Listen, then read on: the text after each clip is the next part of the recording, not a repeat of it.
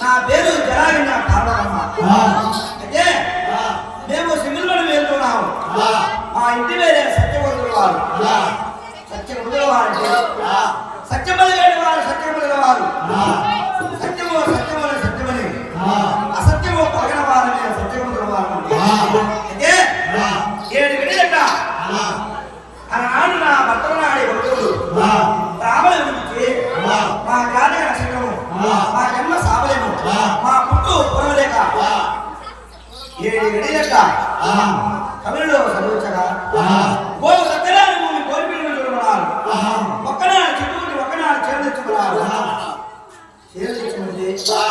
ఈ పిల్లల ఎండగాసి ఏమనుకుంటా భూములమంతా విడివేసారి గోవు సత్యనారాయణ భూమి కోరిపిల్లు చూసినాము.